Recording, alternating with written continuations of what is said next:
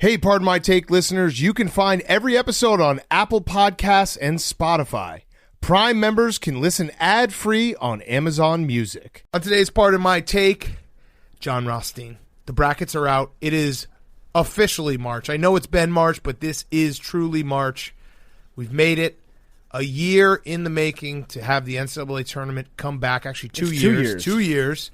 We're going to break down the brackets with him. We're going to talk about conference tournament weekend. Awesome weekend of hoops, storylines, who's back of the week. And then we'll talk some football because Drew Brees did retire. So we will have a little Drew Brees discussion, Taysom Hill's contract, Mitch Trubisky's moving on, all these types of things. Packed show for you on Monday. It's the best week of the sports year. It truly is. And guess what? Coors Light is here for you. Coors Light is here for you, and Coors Light is the best accompaniment with March hoops. You've been waiting an entire year for this to come back. You filled this void in all of your time with a bunch of things that brought you no chill, like a bread maker or a fancy exercise bike. You've been looking for love in all the wrong places, but now March hoops are back, and there's nothing more chill than grabbing a cold Coors Light and watching all of the games. There's only one beer out there that's literally made to chill, and that's Coors Light. The mountains on the bottles and cans even turn blue when your beer is cold. People keep treating us those blue mountains. I love it. Every time I see a blue mountain, an angel gets its wings. That's actually true. So when you need to hit the reset button, just open a Coors Light. It's mountain cold refreshment made to chill.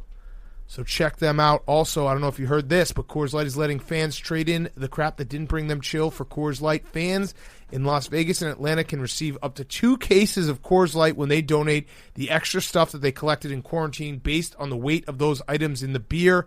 It's kind of like my pile sale, but you get Coors Light. What a win. So stock up now with Coors Light and Coors Seltzer to make sure you're ready to chill when it's game time, and get them both delivered straight to your door with Drizzly or Instacart. Tweet at us with hashtag Coors PMT Lottery this March with a picture of your Coors Light or Coors Seltzer and a lottery ball number for a chance to win a PMT Coors jumpsuit. Celebrate responsibly. Coors Brewing Company, Golden, Colorado. Manufacturer's rebate. Alcohol purchase required. 21 plus. Ends 3/27/21. Void where prohibited. Visit.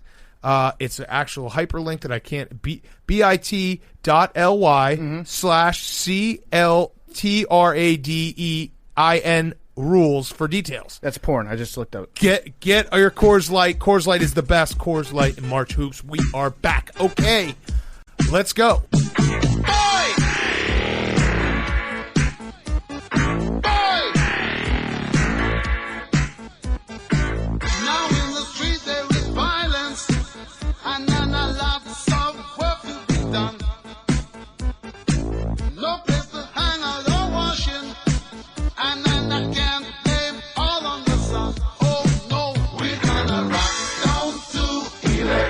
Avenue, and then we'll take it higher.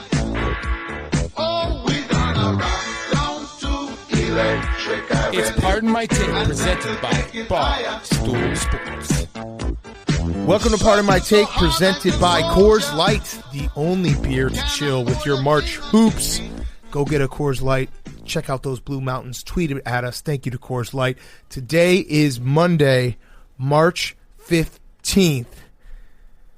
And we have brackets. This is March. We have brackets. I have a printed out bracket in front of me. It's the only way to go. I have 5. You got to go. You got to go with a bracket you can hold. Ink on fingertips. Fingernails. Paper in hand. Sorry to all the trees out there. We know we got a lot of AWLs that are trees, but we are printing out our brackets. We're doing the highlighter. We're going to be highlighter guys. Although, fuck highlighter guy. He's always kind of a little much. He's got a folder, paper clips. It's a little much. And here's the greatest part is having a bracket and then losing it and then looking for your bracket because you didn't fill it out on a computer. That's just part of the game. And honestly, if I'm a tree and I'm doing a power ranking of things that I would want to be made into, a bracket is number one. Yes. That's like the ultimate. That's achieving the highest form of life if you're a tree. I love just staring at the bracket. Like I just every time I look at it, I see, okay. Abilene Christian versus Texas. That will be interesting. I just see new things every time. Oh, Tennessee kind of struggling versus Oregon State, hot right now. I just love looking at the bracket. I don't even have to fill it out. Yeah. No, I'm not a Ravel. Don't ever be a Ravel. Don't be the guy who's proud that he's not filling out a bracket. Wait, Big Cat who? Oh yeah, You have a problem, Well, I Big can Cat. say it. You have- I can, no, you have a problem. I can say it. I can say his name. I don't have a problem. I No can say one his on the name. podcast. Yeah. Yo, no one on the podcast. All right. But I just like looking at my bracket. I like to walk around with my bracket. It's like I'm like a little kid who, like, you know, when a little kid has like one toy that they show everyone. Like, all I'm going to do tomorrow is like, hey, you want to see my bracket? Like, hey, How's your bumped bracket? bumped into you in the street. Like, hey, check out my bracket real quick. I like asking people how their bracket is before the games start because Yeah. I do go through phases with my bracket where I love it on Monday, and then about Tuesday afternoon, I'll have absorbed all these different takes from everybody. I'll change 2 or 3 things. I'm actually just thinking that my entire year last year, my entire March, would have been made better if somebody just printed out 64 colleges on a piece of paper. I just got to carry it around just looking at the names of colleges. Dude, didn't we ask that a million times for them to just make the bracket? Just give us a bracket that we can then hypothetically fill out. There they were wouldn't do talks it last. Yeah, they wouldn't do it. Because- But no, there's no because, Jake. The bracket. Trust me, I is was as so- devastated as you were. I was with a team. America. No, that's just- true. oh, No, no, it's oh, true. jersey You were on with the Big team. Cat. Damn, Yeah. that was It was awful. Listen, America is built on this bracket that's I in know. my hands. This Yeah. is the We have- most American thing ever. It is a love affair with a bracket. That's what I have. I I am am in horny love with the for bracket. this bracket. You know what? Like, Yes. I bet you 10 years from now we're going to be have a devastating tree overpopulation problem because we didn't have brackets last year. Look at me. I'm literally rubbing the bracket on Swimming my in on my face. I will. If I could, I would sleep on these brackets tonight. I can't because used to, like- I do need Yeah. at least 3 pillows Yeah. because I'm kind of a diva I like just love that. But brackets. I would sleep on this. They should make a mattress out of just brackets that are just stuffed into a piece of fabric. Dude, I'm gonna. Yeah, you know what? I am gonna put a bracket underneath my pillow tonight, Ooh. just to see if I can resorb some of the energy of this bracket. I like that. And the NIT bracket's out too. Duke didn't make that one either. Duke pulled out. No, okay, well, disambiguation time, Jake, because the NCAA did the first thing that I've ever agreed with the NCAA doing, maybe ever. And they made an announcement earlier today that despite the COVID protocols that were in place in various conference tournaments and different teams having to go home, Duke, UVA, Kansas, etc., all these teams were in fact eligible for the NCAA tournament. So they made that announcement just so that they could say Duke did not make the NCAA tournament. Jake, can I ask you a quick question? Of course. You had a great bracket show Thank with you. your podcast, Stool Bench Mob. Appreciate it. Do you feel like you betrayed your Big J degree by tricking your co-host, Marty Mush, into saying Duke made it to the tournament? Do you ever think Jim Nantz would do that? Would Greg Gumbel do that? No. Oh, man. So it may have not You been said the, enough. They don't work here. It may have not been the biggest Big J thing to do, but people loved it. It was Yeah, a they medium did. They J. did love it. I could see Gumbel doing it. Yeah, Gumbel could do it. Gumbel's Jim a little Nantz, bit a whoopee cushion type of guy. Definitely not. Yeah. Pull my finger. Let's all remember, because it is Jim Nantz season, which officially kicks off this week, that Jim Nantz carries around a picture in his pocket of toast. So when he orders toast at a restaurant, he can show them exactly how he likes his toast cooked. Yes. Not too burnt, but not too unburnt. And he hands out the tie. The tie. Tie to for the the championship. senior on the championship team to be like, hey, not to make this about myself, but here's Jim Nantz's It's tie. a cool ritual. He should give out 2 this year. Yeah. Ooh. One for last year. Oh, yeah. Yeah, that would be nice. 2 ties. Either way. I also like how it's also Bill Raftery season when people just make continuous allusions to the fact that Bill Raftery likes to really get at it and drink a shitload of scotch during games. They'll just make like subtle Yeah, it's references. great. It's like him is to alcohol as Bill Walton is to hallucinogens. Man to man.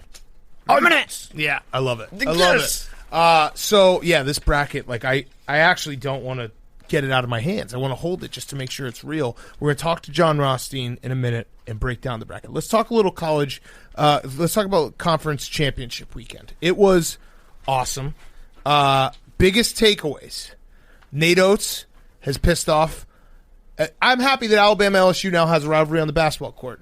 Nate Oates tells the entire LSU team to get the fuck off my court after an unbelievable SEC championship game, which, might I add, take note, Big Ten referees, you don't have to review every single play. I noticed, like, at the end of the game, I was having so much fun watching it. And like, oh, because there hasn't been a crazy stoppage. And they also were kind of letting them play. Like, there were some fouls that were missed, but let the boys play. Yeah, so this game kind of highlighted for me an old man take that I've been kind of brewing on for the last 6-8 months, really this entire season.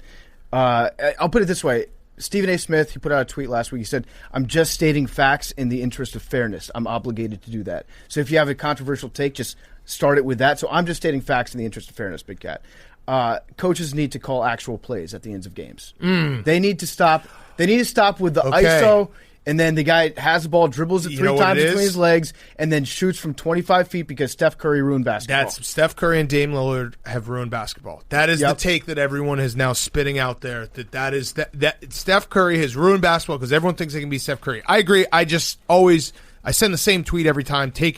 When you have a last shot, go to the rim. Yes. Because something can happen. You can get fouled, someone cuts, just dribble and drive instead of just dribble, crossover, step back. Everyone wants to be Kemba Walker. There's only one Kemba Walker. Mm-hmm. Okay? That's the truth. And it's frustrating because, I think LSU is one of those teams, when you go to the basket, good things happen. Of course. Right? I think if you drive to the basket, there's a possibility of 3 good things happening and 1 bad thing happening. If you shoot the long 3, there's a possibility of 1 good thing happening and 1 bad thing happening. I'm not a math guy, but I like the ratio of taking it in the paint. Yes, but the one good thing when you shoot the long 3 is super sweet. It is sick. Yeah. It's the sickest thing ever because then you can stand and then your whole team has to run to you. Yeah. So you get that one moment where it's just you. And you start walking away from the basket, mean mugging God. Yeah. So now that I'm thinking about it, I actually am totally cool with the 3. Whatever. It just sucks when you bet on a team and they do that for the last. That's actually the most frustrating. It's drive the ball. Do something. Yeah. Illinois did the same thing. Yep. All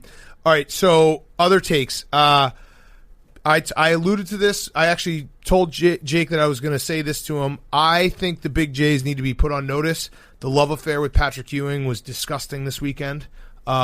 He got hot against a really bad Marquette team, a Nova team that basically is all injured, Seton Hall that was underwhelming all year, and a team whose coach just dropped the P-bomb in the locker room. So now it was a great run for Georgetown. But they were 500, and last year they had 1 million transfers and off-the-court shit. And I think Patrick Ewing should be complimented for a great run at MSG. But this idea that he's building something and this is the culminate, he had a good week. They had a good 4 games. Yeah. Also, is Patrick Ewing above security protocols?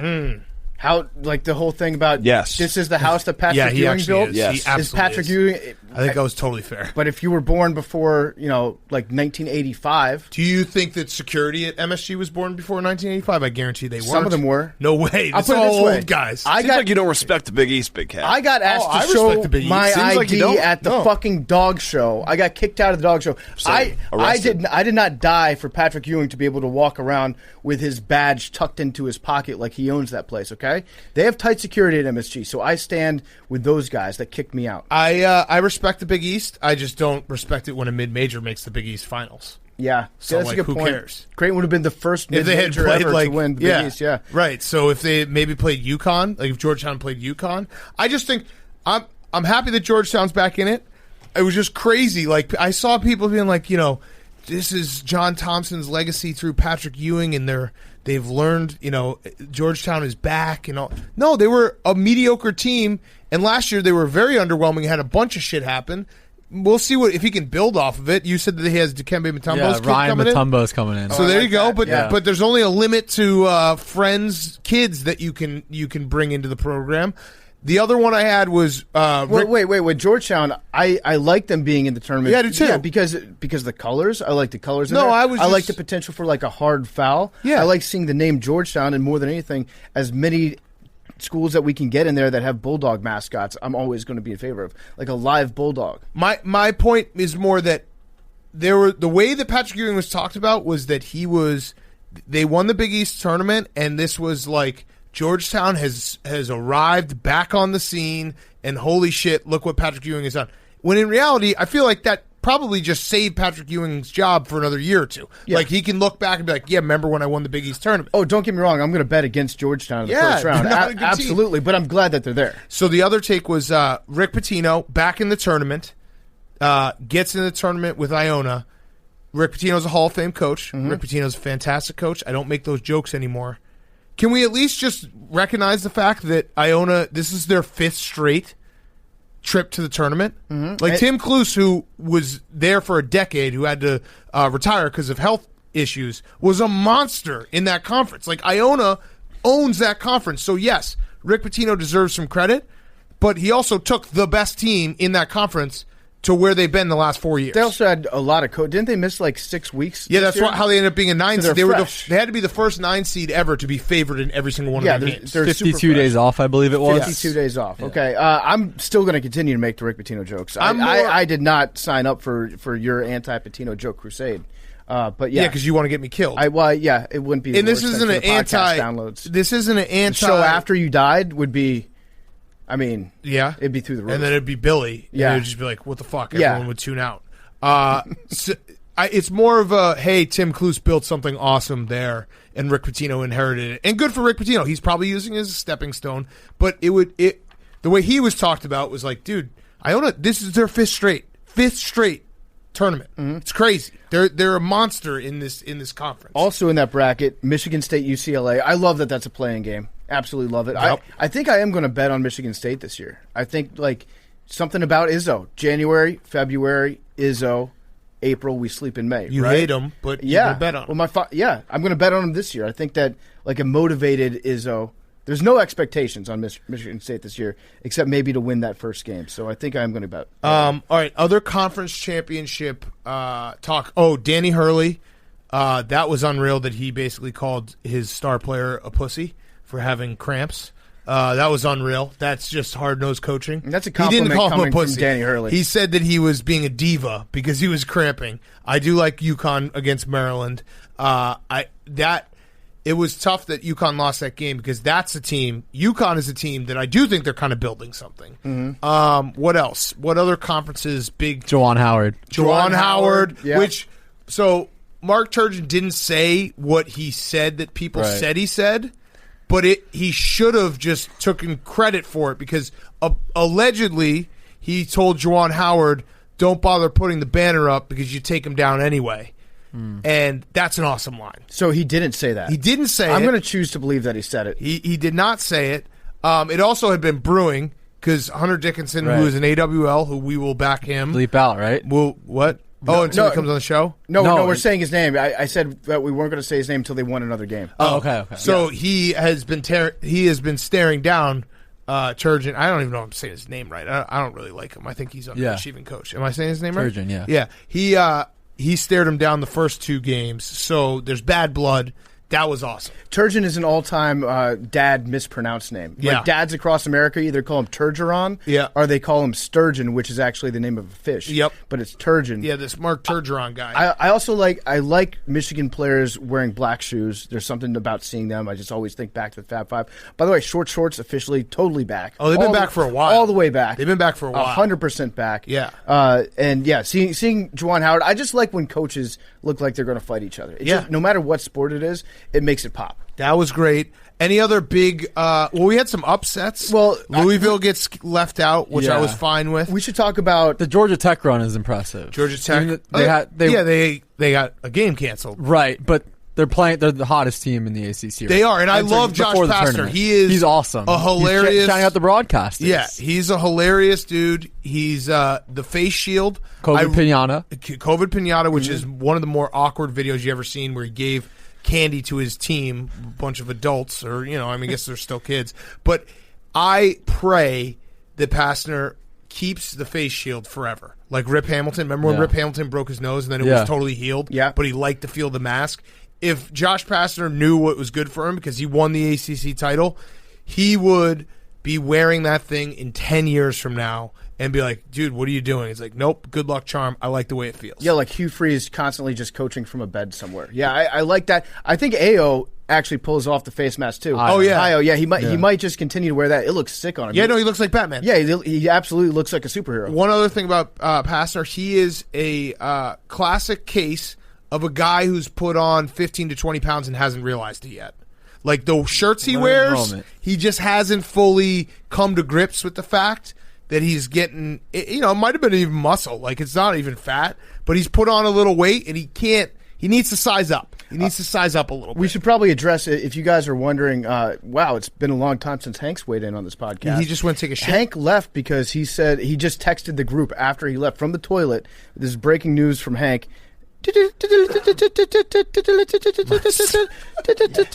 My stomach is a bloodbath. Oh, I'm sorry. man. So Chinese food. Yeah, Hank the is Chinese currently food. just It's destroying good, a though. toilet right now. Chinese food is really good. Yeah, it was. Hank's cutting down the nets in the bathroom. So whenever he gets back, let's do the office. Like the minute he walks back in, I'm like, all right, we ready to keep going? And he'll be like, what are you doing? Yeah, I you guys thought just you guys stop kept doing going. the podcast? Yeah. All right, so when he does that, we'll do that and get his reaction.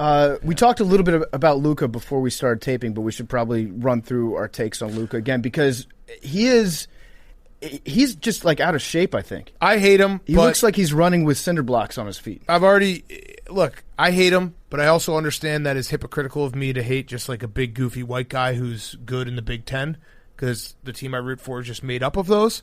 But yes, I do not like him. He doesn't get back on defense, going fundamentals on everyone's ass. And whenever he has to play a guy who's stronger than him, he struggles. He looked like a child against Coburn. Coburn just straight up, saying. and he's a big dude, and Coburn just got the ball, put his ass into him, and Luka was just like, I can't do anything. He just quit. He gave up. Yeah, and Soft. I know Iowa beat Wisconsin. Wisconsin is not going to beat UNC. It's the lowest I've ever felt about a Badger team going into the tournament. I can't even be hurt. The only way I can be hurt is if they... We ready to keep going? Yeah. Okay, cool. All right. All right. Hank, all right, should we clap back in? Yeah. 3, 2, 1. Okay, so where were we? We were talking about... What were we talking about right before you left? I don't know. We stopped. Players right? don't drive to the fine, hole Jake, anymore. Thank you. Yeah. Yeah. They don't... I Yeah, know the players don't feeling. drive. It So did you have a take on players don't drive to the... Did you just give him a sympathy comment about diarrhea? I was asking if he was okay. But you're like, I know that feeling. It Yeah, stinks. it Yeah, we does. all have had diarrhea. I know, but like, What do you want me? I mean, like you're like You're good. Yeah. Well, You're it seems fine. like you're diarrhea shaming me. I'm No, we're not. not. Hey, no, you are. I had No, diarrhea on an Every- exercise bike last Everyone week. has diarrhea. Yeah. I have diarrhea like half the time. I was Chaps just, has you had know, it for 7 years. I didn't know if I was ever going to smile again for a minute in there. Yeah, this is your Lamar Jackson podcast.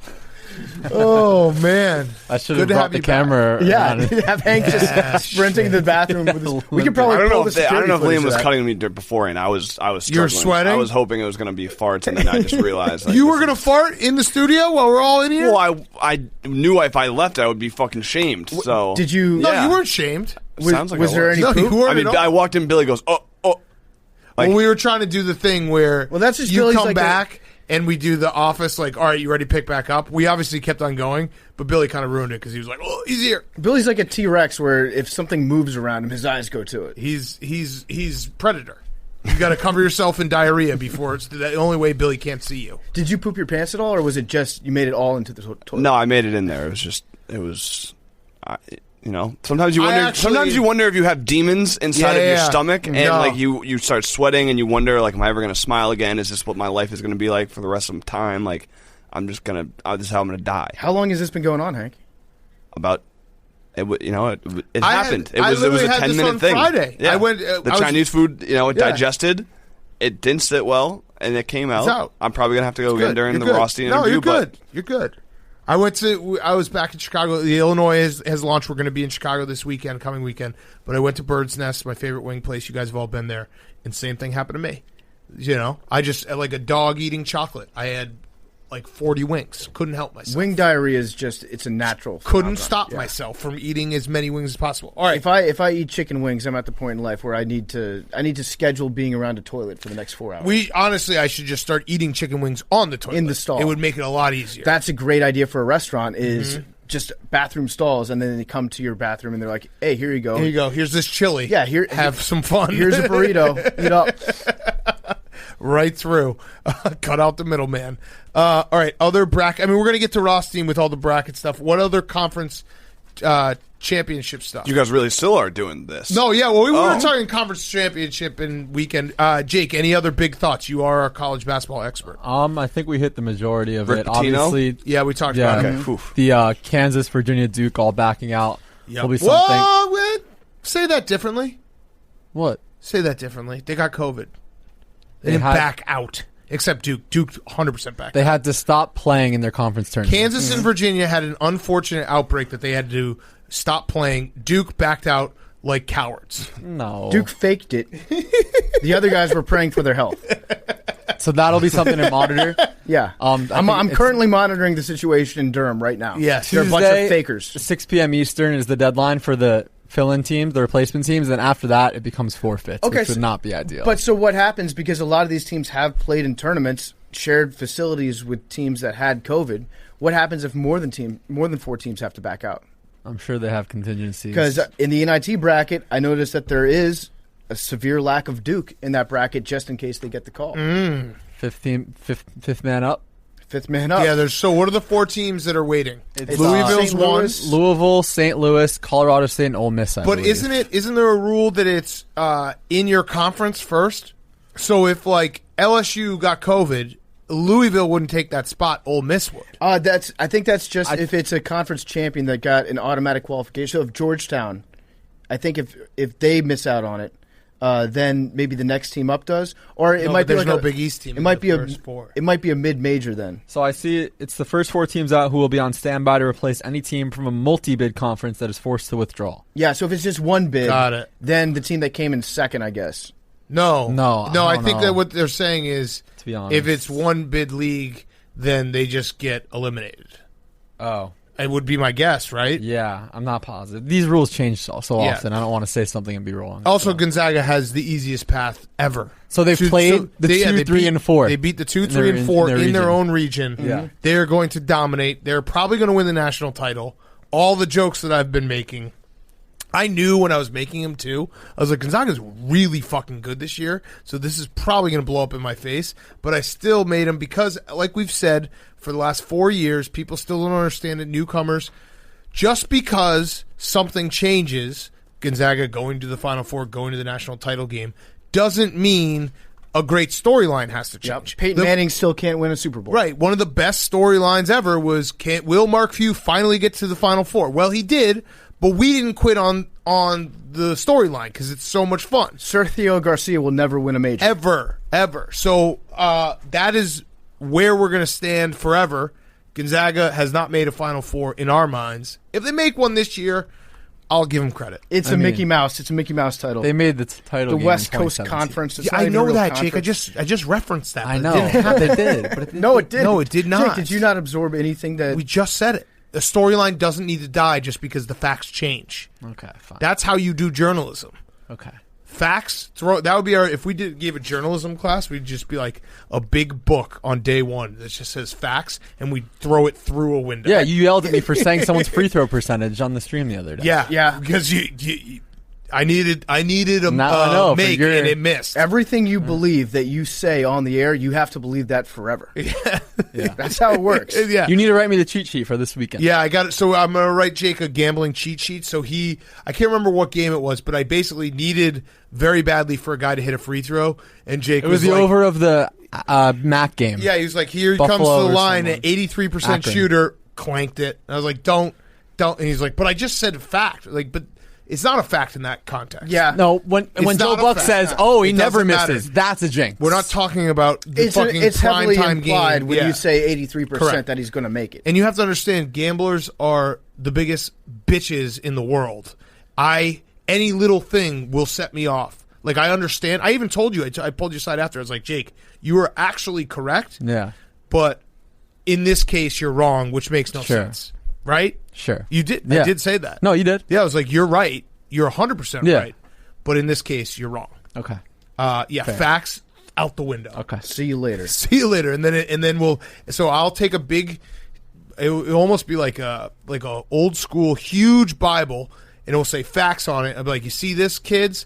Throw it out the window, and then PFT will pull down one of those old maps, and it will just say Gonzaga's never made a Final Four. It'll just be a picture of a guy. It'll be from an anatomy class and an arrow pointing at your gut. This is where the real facts are located, except for Hank because he's shitting them all out. Yes. I don't diarrhea shame. I want that on the record. Good to know. If I did, I'd be a masochist. I'd hate myself. I'd be a self-loathing person if I diarrhea shamed. Billy, you feel like you want to say something. I have a drunk idea. Speaking of diarrhea, Billy wants to talk. That was good. Come on. I have a drunk idea. Be nice to Billy. Why don't we take Duke, UVA, and Kansas and make them play because they all have COVID What? Yeah, in like a tournament? Well, because we they don't all wanna have get it people anyway. What, a sick. COVID tournament? Yeah, COVID tournament. The kids probably want to play. But Duke They didn't didn't make the qualify. tournament. Yeah, Duke didn't make it. No, just UVA like is playing. They all UVA Kansas in and the tournament. UVS are in tournament. the March Madness. Okay, tournament. we'll make a Right, new just make 'em tournament. play. We're going to make a new tournament, and it's going to be called the NCAA tournament. We're going to have Duke out of it, but Kansas and UVA in it. Okay. Boom. Or we should just make our own tournament. And we'll I invite don't Duke. want- The COVID invitation. The COVID I'm kind of in on this. Yeah, because whoever wants to play, like Yeah, Billy, I'm kind of in on this. And they What about after the teams every that are game, in the real tournament? instead of handshake line, they have to French. no. What? Whoa, so you have a good idea and I It's have like a bad COVID idea? invitational. Yeah, just like they want to play. It's the part in my tournament. Right, but and Billy, what there's about, like, only Virginia one and team Kansas that's are in the invited, real and it's tournament? Duke. Yeah. and it's going So to be you're saying they inter should- squad they should scrimmage. not- I thought Kansas had to leave. We'll the see tournament. if they accept leave our their bid or if they conference reject it tournament. like Okay. cowards. Yeah. Never mind. Keep the postseason streak alive, Coach. How about Jack. we have the COVID tournament? It's just Duke versus the Lakers in a 7-game series. And if Duke loses, Coach K has to retire.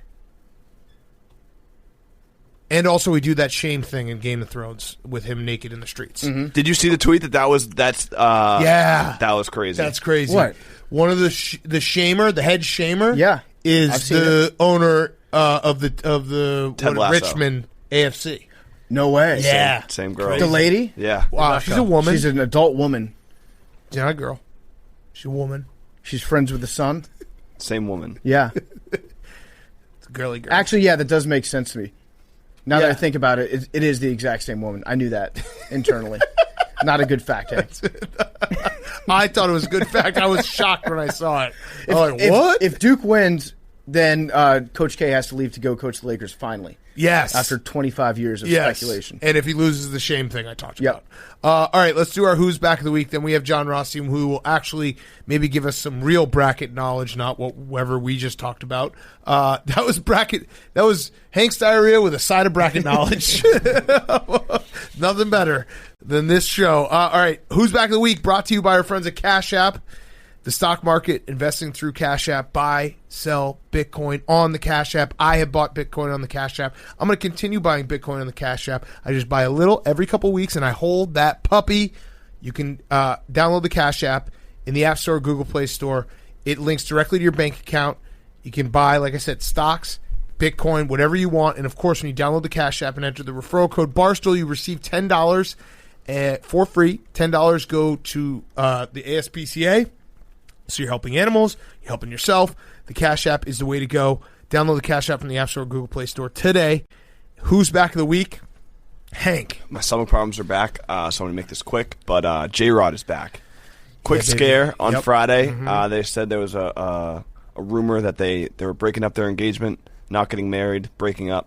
And then on Saturday or Sunday, they released a statement and said, we're still working through it. So It they're was- back on. The way they broke up for a day. Yeah, to say it was an emotional weekend for me, it was essentially like if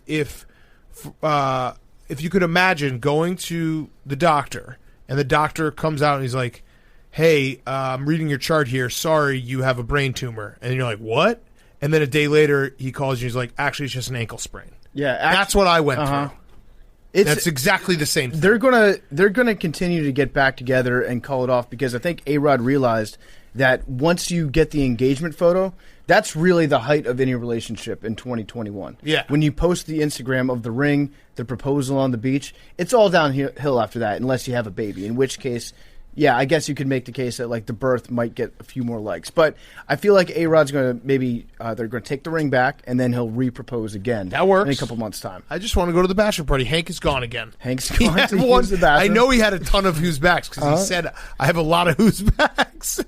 All right, this is literally the Lamar Jackson. This is March. We Yeah. need to make a video of Hank.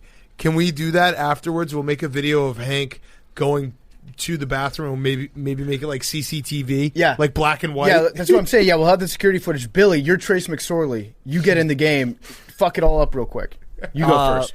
Jose Canseco was also back. Ah, He jumped in. fuck that guy. He jumped He's in been on waiting the- for this. Yeah, and he was like, I can tell the future. And honestly, I really want to have a conversation with that guy. Yeah. He's kind of out there. But Yeah. anyway. You Cam should Newton, fight him. Cam Newton is also back. I don't think Philly could beat him up. No, He's probably big. not. Cam Newton's also back. He re-signed with the Patriots. That was from Wait, Hank. we got He to just wait. texted Wait, me. he's texting. I texted him. I said, "Tell me." Wait, who's call back. him. Just call him. Okay. Call him and see what he says. Who's back of the week from Hank on the toilet? Here, Hank. do your Hank, who's back. Yeah, do your who's back. Hey, we have to do Jon Rothstein. Oh, he's on right now? Well, it's 10 o'clock. Oh, okay. Well, yeah, we'll finish the who's backs, but tell us. We can't finish until you tell us who your who's backs are. Cam Newton is back. He's on the Patriots. I feel not great about it. Kind of like my stomach right now. Okay. I'm not happy. I'm not sad. Who else? That was it. Oh, You're not okay. happy and you're not. It sounds like you're sad about it. Rick Pitino. Oh, my God. Did you hear that? All right, we'll finish who's back and we'll get Rothstein. All right, PFT, who's your who's back? My who's back of the week is accountability, because you guys, I'm sure, all saw the Norman High School women's basketball game where the announcer that dropped some hard in-bombs, said probably the most racist things that you could probably say on a live broadcast of a women's high school basketball game. And credit to him, he came back and took full responsibility for it, apologizing, tossing in the fact that at one point he thought about becoming a youth pastor, so let's take that into account. He's got a family. When weighing it against the fact that he was dropping in-bombs. And also, I will state that I suffer type 1 diabetes, and during the game my sugar was spiking. While not excusing my remarks, it's not unusual when my sugar spikes that I become disoriented and often say things that are not appropriate as well as hurtful. I do not believe that I would have made such horrible statements absent my sugar spiking. So there's just one way to solve this, and that's Papa John needs to become his sponsor in his Racism's Anonymous 12-step program. I was going to say, I wonder if Myers Leonard just went right to his computer and was like, do I have diabetes? yeah. Look that up. He put out the statement. Next, I'm not going to take the statement seriously until the guy posts a picture of himself wearing Pit Viper sunglasses. Also, stay woke. Papa John definitely just has a bunch of NFTs that he's about to sell of him saying the N-word, and he publicly announced that he quit saying the N-word to make those more rare. Yes, that will be awesome. You'll get one, right, Billy? What?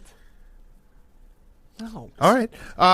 My who's back is Pi Day. And happy Pi Day, guys. Yeah. 3.143. No, already wrong. 3.1415926535897. Yeah, you ran into a That's buzzsaw. all I know. It's like 15 digits. I'm You addicted didn't think to that Jake would know the first 12 digits of pi? once a year I'm addicted to fake doing pi and having everyone be like, I don't know. But now I forgot I have a fucking nerd in here. One of my hottest takes, well, just facts in the interest of fairness, pie is better than cake.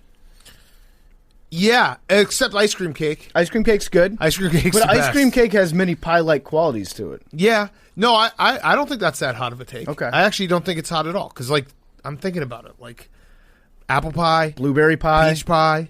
Those are all better. Cheesecake is even a pie. Yeah, yeah. If you take out ice cream cake, I think that's almost a blowout. Yeah, and saying birthday pie sounds just way happier than saying birthday cake. Yeah. Birthday cake's better when it's like an ice cream flavor, the flavor of something else. Yeah, it's better when it's like a donut birthday cake. Yes, when it's style. something else that's flavored as birthday cake. Right. Jake, do you have a who's back? Yeah, it's the trifecta of Samuel L. Jackson, Charles Barkley, and Spike Lee. Yep. Those Capital One commercials that air literally every single commercial break during the tournament. They started with the Big Ten tournament on CBS. Just get ready for that. Yep. It is on the loop. Paul missed the net commercial of Yes. NCAA basketball. Also, I can't believe I forgot about these guys. The Impractical Jokers are back. Yeah, True TV. True TV. True Them TV. just showing That's up always the best. like it's a fever dream at like And 2 then- o'clock in the morning when you forget to turn your TV off. Hugh, who You shall, wake up and there's shall fucking not be myrrh. named, will be like tweeting it like, "Oh, this had a True great TV, yeah. ratings boost." Oh, Yeah. Billy. Did you He's back. see? What? Hank's back. Thanks, back. Did you see what he said? Who's Some guy, he who should not be named. Okay. He, Now some- we're just No, some guy tweeted a picture of just going through all my dad's old stuff, like all his old baseball cards, like his father had passed and he like inherited all of it. And under it, Darren Ravel just replies, "It's all junk. Don't bother going through any of it." Wow. Damn. What the fuck? That's harsh. That's very That's nice. hard. That's the guy's. He just inherited. Jake, having I thought you were followed. going to say our diet is back for the next 4 days.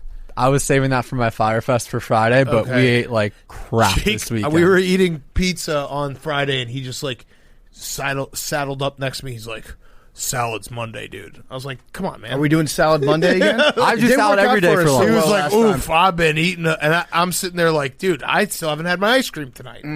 So I was we're big back in the I'm day. gonna I opt can't out. let it get to that again. I'm going to opt out of salad Monday. Yeah. It just did bad stuff to my body last I'm time. in on Salad Monday, not Salad Tuesday. Yeah, I'll bring it in Salad for you. I Monday. got you. Yeah. I'm going soup Monday. All right. Liquid salad. Let's get to Jon Rothstein. Before we do that, PFT, you had a word from our friends at BetterHelp. BetterHelp, yeah. All right, guys, we're going to get serious for just a second. The last year has been hard on a lot of people. That's why we're doing something new. We're partnering with our new sponsor, BetterHelp Online Therapy at Barstool Sports. We truly love and appreciate our listeners. We love you guys. I say it every show. Without you, none of us would be able to do what we do every day. So once in a while, we try to bring you something good.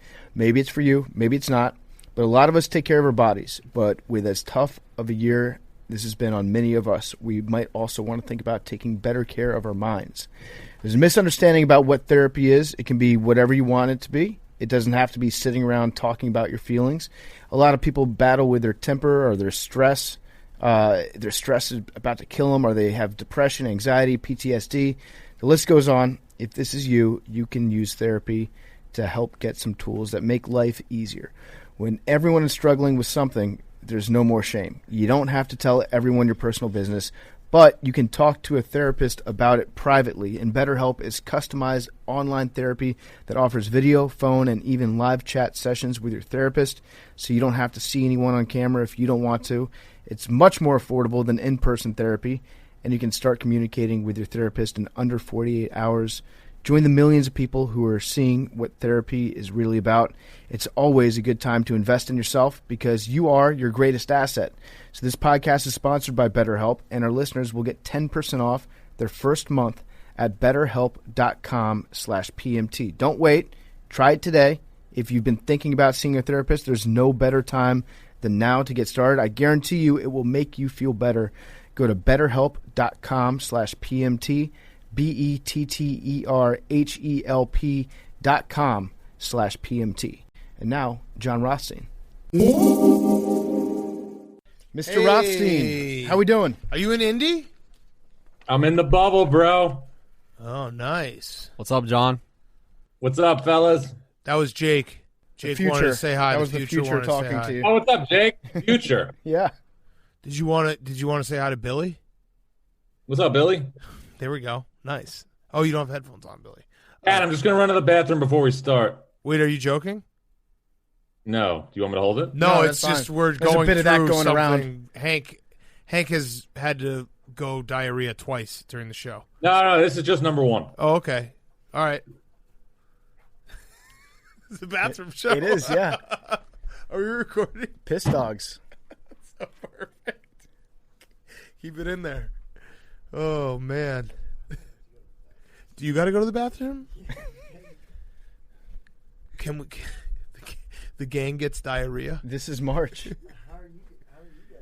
Dude, my stomach is. I mean, steel trap. all the talk about diarrhea kind of makes me think I might have to do it myself. when I you're think it's just placebo effect. My stomach is like a fucking garbage dump. So it's used to this. When Hank has diarrhea, everybody gets it? How do you think Rothstein's gonna get awkward when I tell him it was a good stream? Yeah. Okay, we'll give it a shot. We're recording this. Yeah, we might as well. No, I can't hear it. Hey, everyone, shh. Everyone, shh, shh, shh. Oh, he flushed. I didn't hear hand wash. Did you hear hand wash? All right, we're Sit on back. the pillow. Did you just wipe your hands with a pillow? No, I just bring in a pillow in case we need a prop. Oh, okay. That was a solid stream, dude. You sound healthy. Thanks, bro. Thanks, bro. Did you wash your hands? Wash my hands. It was right. like Tom Hanks it was like Tom Hanks in A League of Their Own. All right. That's kind of a beta move, though, to wash your hands after you pee. Yeah, sure. Especially when you're in the bubble. Yeah. You can't go anywhere. You can't go anywhere. No, I don't want to.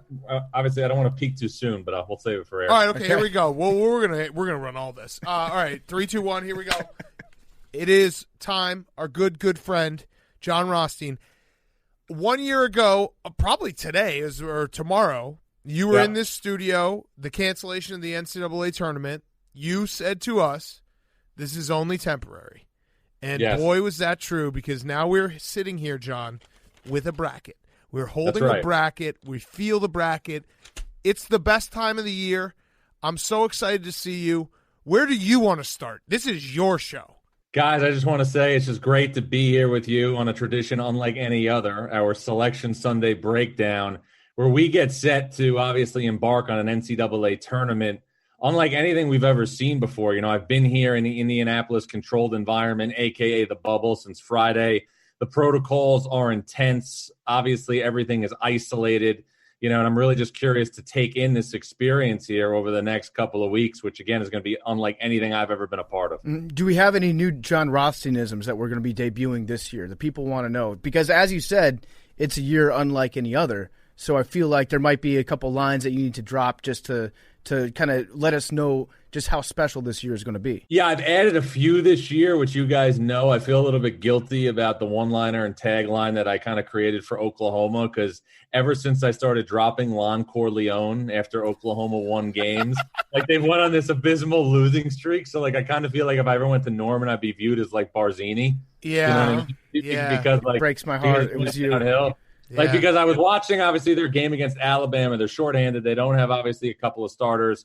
No Brady Manick, no Alondas Williams. And then all of a sudden, really they really start going on a downward trajectory. So I feel like there was the jinx of Lon Corleone. Yeah. What about the jinx of Greg Gard, the silent assassin?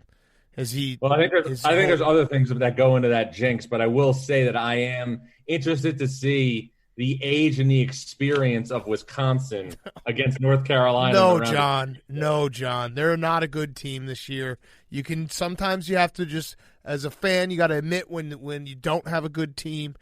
I'm not excited for that game. Have you broken down? Wait, give us a couple more Rothsteinisms that you've created this year. I mean, there's so many. I mean, we have Illinois basketball. Here comes the pain. Now you'll appreciate this. That originated because there's a couple of days like around the holidays where there's not as many games and you might have an opportunity to be in a situation where, you can watch a movie or you can just feel like a regular civilian for a couple hours. So, I'm a big fan of the Pacino movies. So one of the more underrated Pacino movies was always Carlito's Way. I always thought Carlito Brigante was just a very, very underrated, Pacino character. He's obviously, I'm not the biggest David Kleinfeld fan, although he could like Sean Penn in that movie kind of resembles PMT a little bit, just from what I've seen so far. Okay. So, in that movie, if you remember early on, there's a couple of guys trying to whack out, Al Pacino, and he obviously, goes and he fights them off or whatever in that pool hall, but he screams, "Here comes the pain." So I was watching Illinois early in the season, and they were just eviscerating their opponents, and I was just thinking, I was like, "There's so much pain in Champaign when this team plays." And I was like, "Wait a minute, there might be something there." Yeah. Yep. So then all of a sudden, I was like, "Well, what if we could make it different, where it's PAIGN, and it was just gold?" And then also another thing too, and then it obviously coincided with Alabama's renaissance, is one of the big things in My Cousin Vinny was obviously the fact that you had guys from New York going to Alabama in the movie. One of them was Ralph Macchio. The other was Joe Pesci. And Nate Oates wasn't from New York, but he's from Buffalo. But, Alabama fans are extremely passionate for basketball. So I dropped My Cousin Vinny, and, the rest is history. When it's shorter on Twitter, it's better. Yeah, I mean, Utah, you could do the two Utes. That would be good too. Or if you like Pacino, you could do a Serpico one, but for Purdue, where it's like Purdue. It's like Serpico because you watch it for 3 hours and absolutely nothing happens. Well, interesting, but I also think that we have to leave Purdue alone because they have Death Taxes Matt Painter, which obviously was was the handoff from the Bo Ryan one. What about for Nate Oates when he today he sowed his wild oats right in LSU's face? It's interesting. What a dramatic finish in that game. You changed the subject very quickly there. That was exactly. By the way, I haven't seen a Reebok sweatshirt since Allen Iverson signed their deal in 19. Yeah, no, the it's answer. Good. It stands out. It's good. Yeah, the answer. Yeah. So what about that opening round matchup, the first four, the Michigan State, and they're playing against UCLA? Those are two guys that you love to drop your little Rothstein-isms about. So are you going to do who are you rooting for? Are you rooting to tweet out January, February Izzo?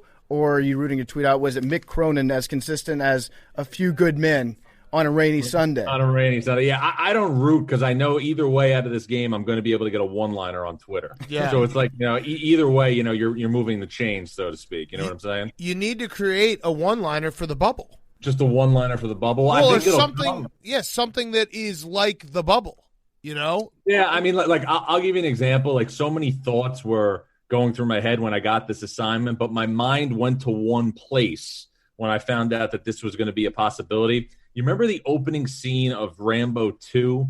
When, like, Rambo's in prison and, like, Colonel Troutman goes and it's like, John, a computer dug up your name as one of 3 most likely to complete the mission. Because I was like, this isn't an assignment, it's a mission. It's 25 days in an enclosed environment.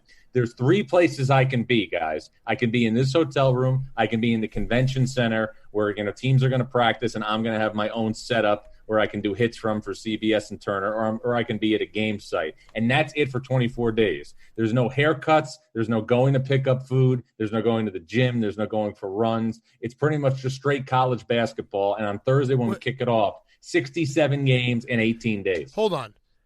What you just described, like, this isn't a mission for you. This is heaven. Yeah. I'm really enjoying it so far. But this is you have eliminated the entire world except for college basketball. If Jon Rothstein could make his own heaven, it would be the bubble in Indianapolis. And believe it or not, and you'll appreciate this, I went down, got some COVID testing early because I'm going into quarantine right now because obviously it gets situated and there's tight protocols. Bo Borowski's in my hotel. Oh, fuck him, John. You should have kicked him in the nuts. Yeah, so get this. So Bo Borowski's in my hotel. Like, I'm waiting for a COVID test, and there's Bo Borowski. But here's the interesting thing, Kat, and you'll appreciate this. Years ago, I was asked to MC one of my best friend's weddings in Newport. Nice wedding, Labor Day wedding. Like, it was a cool deal. All of a sudden, I'm like getting ready to do the intros, and like I'm going full throttle on the intros. Like, I'm kind of like throwing this out or whatever, where it's like the 1998 Chicago Bulls. Yeah, I can imagine. Yeah. Did you have listed their height and weight as they walked out on the dance floor? Exactly. But Kat and PFD, here's the best thing. Before I got into the intros, I did a little Michael Buffer. I was like, Newport, Rhode Island, are you ready? And I was like, Newport, Rhode Island, are you ready? And then instead of saying, let's get rid of the Rumble, I dropped the Heath Ledger line. And I said, in the words of the late Heath Ledger, as the Joker circa 1998 in The Dark Knight, and here we go. So I do that, and I get obviously everything going. But then there's Bo Borowski at a wedding. And he's like, and he was obviously friends with the bride, and we start talking. And then earlier tonight, I'm getting ready to do a hit for CBS. And who do I see? It's Bo Borowski. And I was thinking, do I make a topic about the stoppage and play during the Wisconsin-Iowa game? And Yes. Going to the monitor. Yes. I mean, seriously, there was a scene right there in that game where you had a great Big Ten game. And honestly, it was ruined the people who decided to make The Godfather Part 3. Yes, there it is. That's a great Bo Borowski story, and I would love to see you MC a wedding. Yeah. No, I mean, I look forward to more MC opportunities if I can. But seriously, since we're on the topic, when it comes down to the Godfather series, I'm kind of convincing myself that it stops with 1 and 2. First of all, you think about this. They never really explain the incestual relationship in Godfather 3. Between Andy Garcia and Michael Corleone's daughter. That's one thing. And then the second thing is why in an essence, if you're going to whack somebody out, do you have to kill them with a poison cannoli? Yeah. Because it's cool. Honestly, because you remember it, right? Yeah, I mean, for sure, but I just thought it could have been a little bit different. I realized that I did say, John, this is your show. Take it wherever you want. And I probably shouldn't have done that. You just gave him, carte blanche. Let's talk about 1980s cinema. Which I'm actually here for. And let's get back to what Big Cat brought up a second ago. Wait, before we get to the bracket. No, this is not bracket stuff. I want to know, John, I want to know what you would be doing differently if you weren't in the bubble. Because as Big Cat says, it sounds like you're heaven. It is. Isn't this what you do every March? Yeah, it's just a little bit different, guys, because the proximity to everything is closer. I'd be going to the studio in New York, and now I'm just walking down the block. Everything is just so close and obviously tight. It's more convenient. Yeah, no, they created this bubble for you. It's the Jon Rothstein bubble. There's nothing you can do but consume college basketball. That's it. Nonstop, 24/7. And I'm so pumped for it because I think we have pound for pound, inch for inch, the greatest first four game in the history of the first four. UCLA, Michigan State, maybe the more underrated, utility players in the country, and Jaime Jaquez. And remember this, guys, when Jaime Jaquez plays for UCLA, there's no such thing as a 50-50 ball because it's 90-10. I will remember that. I like that. All right, so let's talk the bracket. Have you broken it down region by region? You always do. You name them, right? Jon Rothstein. All right, so let's do it. Let's do it. You lead us. We'll throw in our thoughts. You lead us through the bracket. Okay, I'm going to pull it up right here because obviously we're doing this over Zoom, so I just want to make sure that I get everything on point. What are you talking about, John? You're sitting right next to us right now. Oh yeah, exactly. That's going to get him in trouble with the NCAA. Sure, Kat, but I'll say this. Because we have so many steak places here in Indianapolis. Yep. It's kind of crazy in the sense that, I can't go to any of them because of the protocols. So I have now been in a situation where the 4 regions are named after different steak places. In Indy. All right, we've been to all of them. We've been to all of them, so let's do it. So what's the best cut? Are you a St. Elmo's guy? I haven't. I mean, I like the vibe in Harry and Izzy's a little bit. Okay. So so South region. What is that? Gonzaga. No, we got to go left. We got to go left to right, my man. That is left to right, is it not? It's a little bit different. I'm just getting up the PDF here on my. All right, we have printed out copies, not to brag. Yeah, I mean it's tight course here. Okay, I got it. All right. Okay. West region is going to be the St. Elmo's region. Okay. This is Illinois number 1, Houston number 2. No, that's the West. That's the West, Cat. You just said the West. What the West? Look, it's Gonzaga's region. Oh, is our bracket screwed up? Is our bracket Maybe ours is. Wait.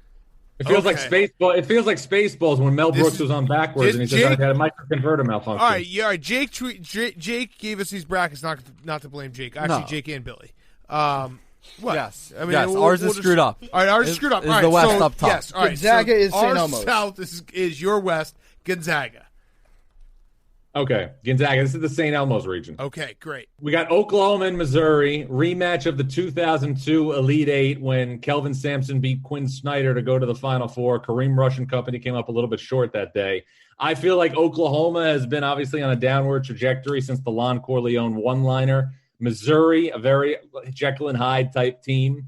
I'm going to go with Missouri over Oklahoma. They'll play Gonzaga in the round of 32. Creighton, UCSB, you guys know for a long time I didn't believe in vacations, but my favorite vacation spot, my favorte place to be in the great Omaha, United Nebraska. States. No, Santa Barbara, California. Shit. Great ice cream at McConnell's Ice Cream. But when I went on vacation there a couple of years ago, the first thing I did was went to a Santa Barbara off-season workout. And I couldn't believe the talent in this program. I mean, there is an American Athletic Conference caliber roster at Santa Barbara. They've got high major transfers. Ja'Cory McLaughlin, a transfer from Oregon State's a stud. Miles Norris, a transfer from Oregon's a really good player. Deverl Ramsey, a transfer from Nevada, has great speed, great velocity in the open court. I've got Santa Barbara over Creighton in the 12-5. That's spicy. That was why I said Omaha, because Creighton all right. So wait, when you go on vacation, let's say you're eating ice cream, do you ever wear shorts? I always picture you as being like a suit 24/7 guy. Yeah, I would say every spring, I have to go out and buy a couple of pairs of khaki shorts. I really honestly, I don't have many levels to my wardrobe. My fiance breaks my chops about this all the time. I'm either a suit, tie, handkerchief, or I'm in a blue button down and jeans with the sleeves rolled up. There is no in between. Got it. Okay, you don't own sweatpants. No, I own sweatpants, but only to work out. It's not just I have different levels of the drobe. Yeah, got it. All right, this region, the St. Elmo's region, to me, big picture, Gonzaga has a cakewalk. Now, that is because Gonzaga is that good, but they have beaten the 2, 3, and 4 team in this region. Iowa has some major flaws. Kansas, I would say, is the strongest team, and they were playing the best ball. They obviously had the COVID layoff, but when you look at the rest of the region, the 4 Virginia, also the COVID. Creighton, you just have them losing in the first round. USC has had trouble. The Oregon, I don't know what to make of them. I think this is, if Gonzaga doesn't go to the Final Four, it's a huge, huge upset.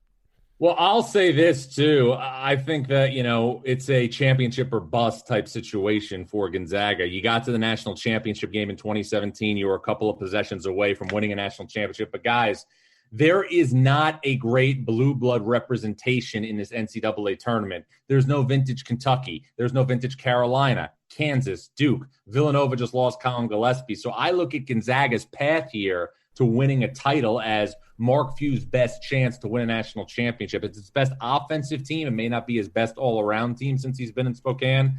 But this, to me, is a championship or bust situation. But I do want to point this out in the bottom part of the St. Elmo's region bracket. Mm-hmm.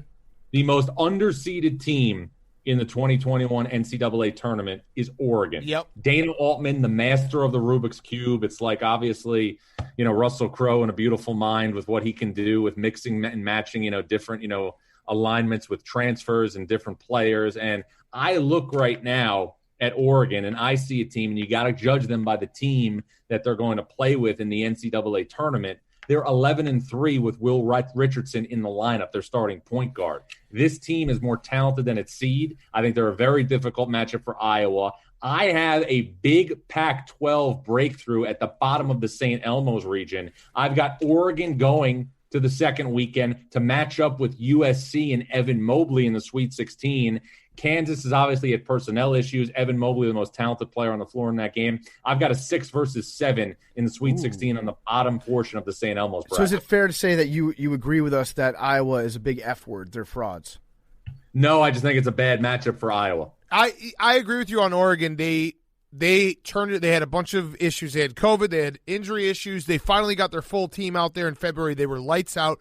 But that's all the more reason why the loss to Oregon State and the way they lost was baffling on Friday night. They got their asses kicked. Obviously, that makes logical sense. But remember, there's no such thing as logic in college basketball. Sure. If I can quote the great late Howard Garfinkel, rest in peace, Gar. Yeah. And I also want to point this out, too.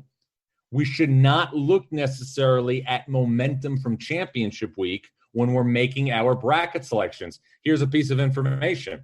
6 of the last 8 national champions did not win their respective conference tournaments. The only 2 who did were Louisville in 2013 and Villanova in 2018. Louisville didn't win that. Didn't happen. We can't say that. Fine. Anyway, right. It sounded good when I said conviction. No, but I think your point even stands further because now you can say what it never happened. 6 out of the last 7 times. It didn't happen. It didn't straight up away, but it happened. Oh, where's the banner? Happen. Where's the banner? On the back. It's actually on his shoulder. Yeah, it's Rick on Pitino's shoulder. All right, so next region, I think this is, well, let's just say it's the Michigan. I don't know what our bracket says, but the Michigan. Harry and Izzy's region. This is the Harry and Izzy's region. Okay, so Michigan has limped in. They, Livers, we don't know what's going to happen with him. Pretty much similar to your Lon Corleone. I put Michigan as my number 1 team 3 weeks ago, and they have looked bad ever since. So this was a one-liner, too, that I started this year, the Fab Vibe for Juwan Howard. Fab Vibe. I like that a lot. Coming out of this region, or just break it down high level, I like Texas, actually. Yep. I like Texas. I think you're on, Kat. Let's go top to bottom right now.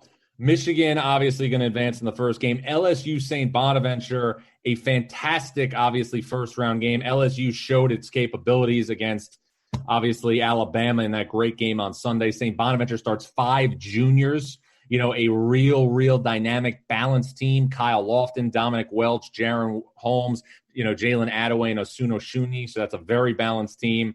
Then you have Colorado against Georgetown. I think a big edge in that game at point guard for Colorado. McKinley Wright against Dante Harris, who was obviously the best player for Georgetown at the Big East tournament, won the award, but he's still going against McKinley Wright.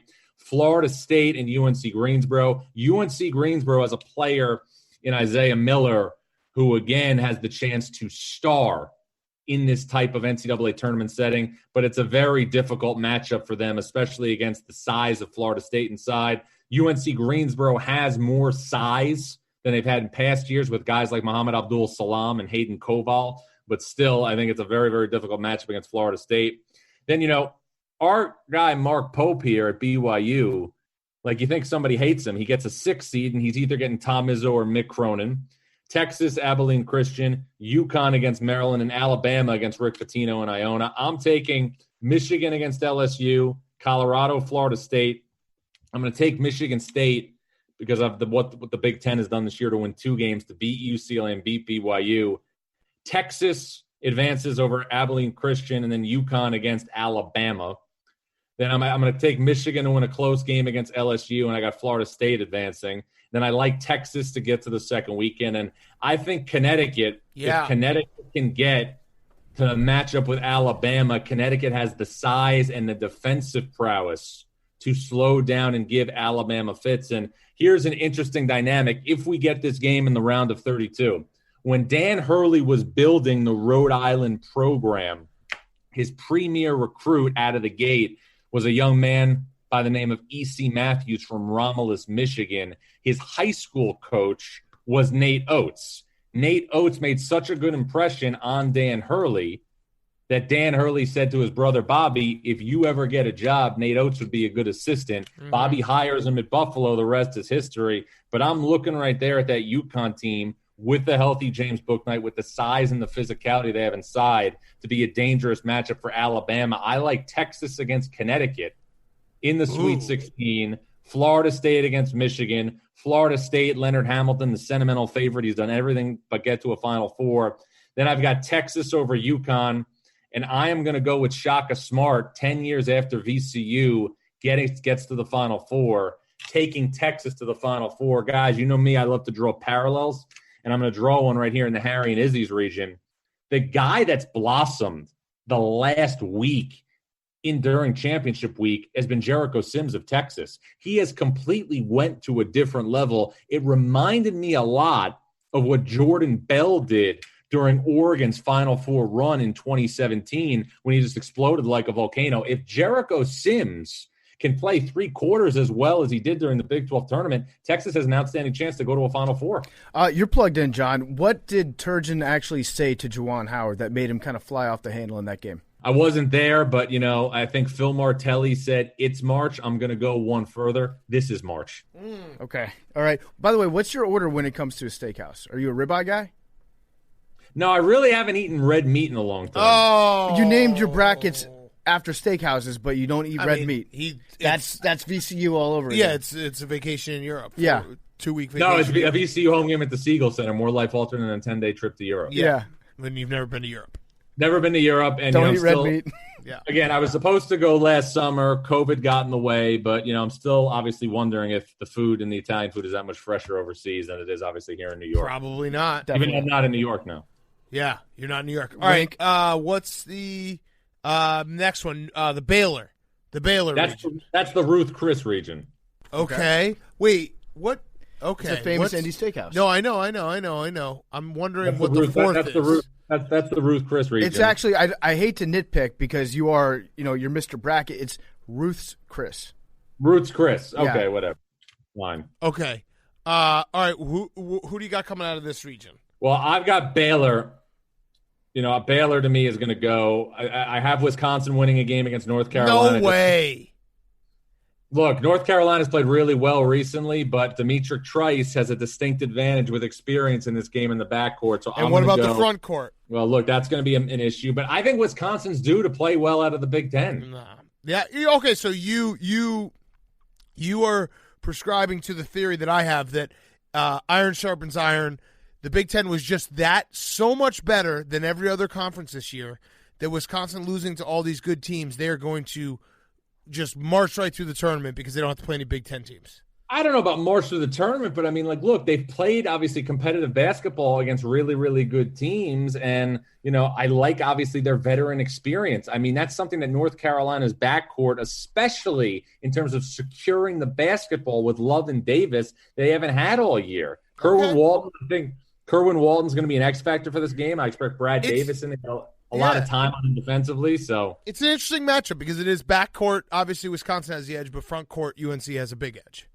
Then I look, if we go a little bit lower there in the Roots Chris region, I look at Purdue as having a great opportunity to get to the second weekend. You have North Texas, not obviously the top team in the regular season in Conference USA, really good guard named Javion Hamlet. Then you have Winthrop Villanova. Villanova's limping into the tournament. Winthrop, 11 guys average double-figure minutes. Pat Kelsey's done a masterful job, but Purdue is a great chance an hour away from its campus to play into the second weekend. Texas Tech and Utah State, two coaches that have really, really been like unbelievable climbers the last couple of years. 7 years ago, Chris Beard was the head coach of Angelo State, a Division II school, and Craig Smith was an assistant at Nebraska. I've got Texas Tech moving on. I've got Arkansas beating Colgate. I like Florida over Virginia Tech. Trey Mann, kind of obviously an off-the-radar guy who could be a star. And I've got Ohio State beating Max Asmus and Oral Roberts. So I'm going to go Baylor over Wisconsin, Purdue over Villanova, Texas Tech over Arkansas.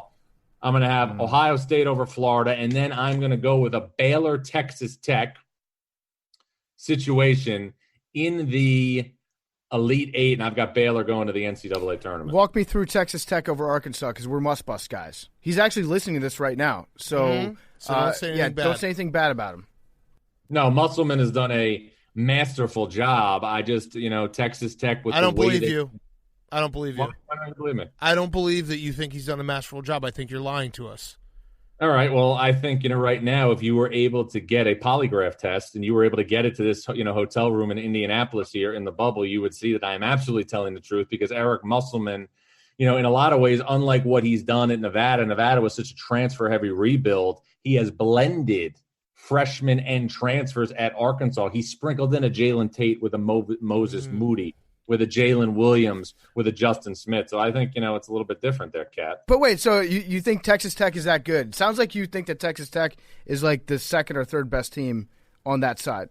Yeah, no, for sure. I mean, I have belief in Chris Beard. I've got belief in, obviously, the culture of Texas Tech, and, they're built for the NCAA tournament. I love it. All right, last one, Illinois, that region. Are you going to do Prime 47 or no? Prime 47, no, this is Steak and Shake. Oh, It's a see, steak this and is shake. why you're the best, John. You gave us the hezzy hey. I was waiting for the Prime 47. No, it's Steak and Shake. Okay.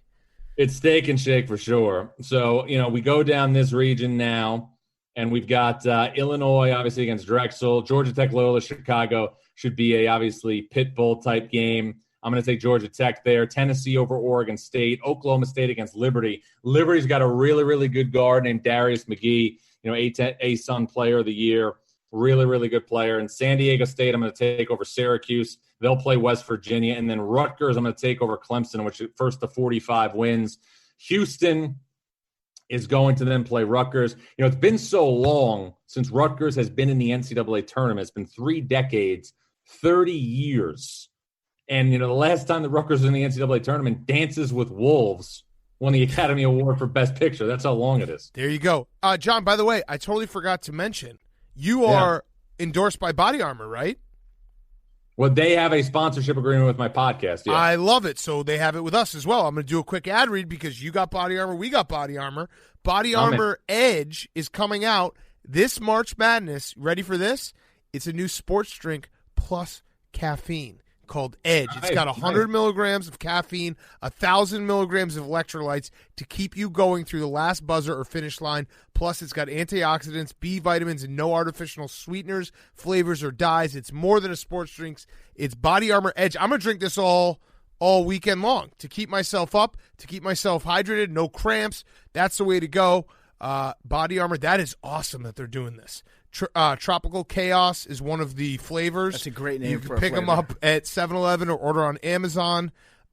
So check it out. Body Armor Edge, 100 milligrams of caffeine, same as a cup of coffee, 1,000 milligrams of electrolytes, no artificial sweeteners, B vitamins, antioxidants, coconut water, Berry Blitz, Tropical Chaos, Power Punch, Orange Frenzy. Wow. That tastes great, and it feels great because look at those names. I'm going to get myself – you're going to go Tropical Chaos? Tropical Chaos. I'm going to go – I'm going to go Power Punch. What are you going to get, John? Orange Frenzy or Berry Blitz? I think Berry Blitz sounds good. Yeah, Berry Blitz sounds very good. So Body Armor, thank you to Body Armor. Great sponsor of both Pardon My Take and Jon Rothstein's podcast. That's some great synergy right there. Body Armor, a great sponsor. Go and find Body Armor Edge at 7-Eleven or order on Amazon. It's the only drink you need for the March Madness tournament because you're going to need to stay hydrated and stay alert because this is March, John. All right, What March, heard that before. Steak and shake. Illinois is playing the best basketball in the country right now, wouldn't you say? No question. They're the team I'm going to pick to win a national championship. Wow. Yeah. Wow. Here comes the pain. I put a future on them today, and it might be recency bias, but they look like when they're firing, when they got their two best players playing well, I don't know how any team can beat them. And granted, I've watched maybe like 3 Gonzaga games this year, so they might be able to do it. But Gonzaga's really good. As far as this side of the bracket, the Ruth's Chris and Steak and Shake, I don't see any team beating Illinois. Yeah, I mean, I think you look at it, PFT, and like I think the team that obviously could be the biggest threat to them on that side would be Baylor in the Final Four. But I look at the bottom of that region, the Steak and Shake region, and you've got a San Diego State team that, again, nobody's talking about. They've won 14 games in a row. West Virginia obviously has its highest seed guys since the Mountaineers went to the Final Four in Indianapolis 11 years ago. And then you're going to have Houston, who, again, is 24-3 under Kelvin Sampson. Remember this, guys. The best player on Houston in the preseason, was Caleb Mills. He was the American Athletic Conference Player of the Year in the preseason. He leaves the team, and then he doesn't really affect their bottom line. They're still 24-3. I know they're not in one of the best conferences in the country, but that's an incredible accomplishment for that program. Also, Fabian White, who is obviously their starting power forward, didn't come back till about a month ago, and they still played 27 games and won 24. So I look at that bottom of that region being loaded, and I also think we have the potential, if it lines up, to have a Cade Cunningham-Io DeSumo matchup in the Sweet 16, which would be sensational in the Steak and Shake region. But no, I'm going to take the 1 seeds on that side. I've got Illinois, Baylor, Gonzaga, Texas in my Final Four. Okay. Illinois, Baylor, Gonzaga, Texas. All right, so 3 out of 4 1 seeds. That's fair. And then you have Illinois beating Baylor and then beating Gonzaga? I have Illinois beating Baylor and then beating Gonzaga. Wow. I think Gonzaga will get to 31-0 and then fall to Illinois. Wow. Because one of the things I'm telling you guys, just being in this environment, is you want to obviously experience. You want to be in a situation where you obviously have a great 1-2 punch and you want to have star power. Mental stamina for older teams, is going to be a critical element to this whole thing, a very critical element. I like it. I like Illinois. Yes. I am behind that 100%. I think they were plus 700. Yeah, they're plus 700. I also am going to put a future down on them. Yes, absolutely. All right, John, I got to ask the Maryland spring break tweet. Some people are wondering, what does that mean? Well, guys, when they were fans, and obviously the world was obviously more normal before we went into this pandemic. You guys know me. I've been all over the country covering college basketball. The one place that was like rehab at the Hard Rock Hotel in Las Vegas for a basketball game was Maryland. The Xfinity Center was crazy, and it was the loudest place I've ever been. It was raucous, and I remember being there, for games. I remember the game I was at when Alex Len hit a putback to beat NC State. I've been there so many times for games, and it felt like spring break. And then, obviously, with Maryland being just north of Washington, D.C., I just kind of said, this is like the spring break capital of the Northeast. Wait a minute. Mm-hmm. There it is. That's it. So there you go. I think it's harder, Kat, when you look at a pandemic-type season where there's no fans. But when the world resets, God willing, and we have fans back in the stands and there's the pageantry that's back with college basketball, you will see what I mean when College Park gets back to being the spring break capital of the Northeast. But, yeah, it's like rehab in the Hard Rock Hotel in Las Vegas. It's like a trip to Puerto Vallarta that's out of this world. Something you haven't been to. You haven't been to Puerto Vallarta. No, I've heard stories. Okay.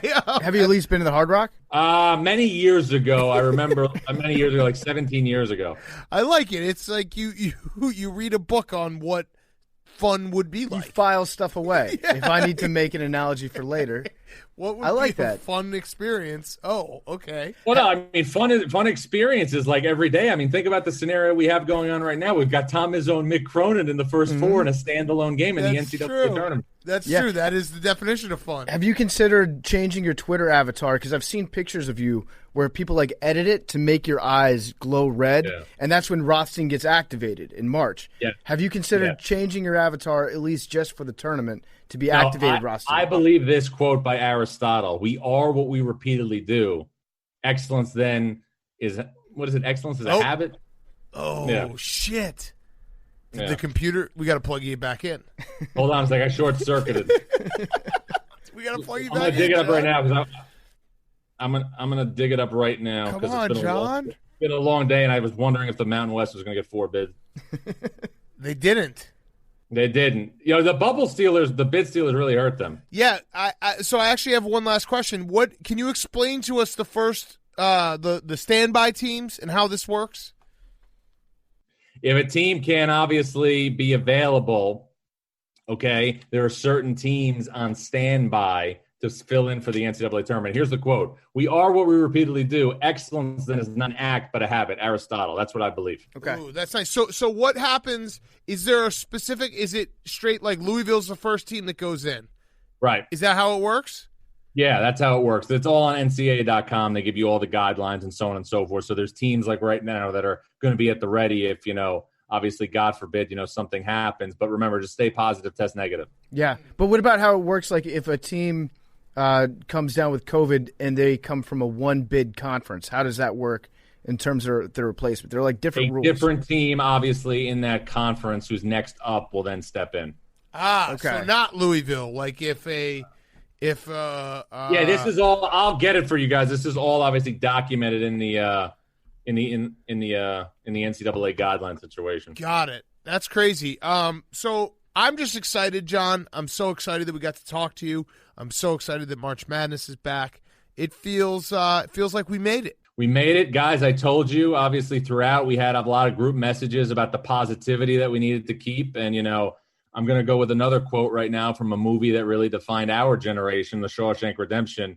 Remember when Tim Robbins said this to Morgan Freeman, hope is a good thing, maybe the best of things. Mm-hmm. And no good thing ever dies. We had hope. We stuck together, and we're getting ready for an NCAA tournament starting on Thursday.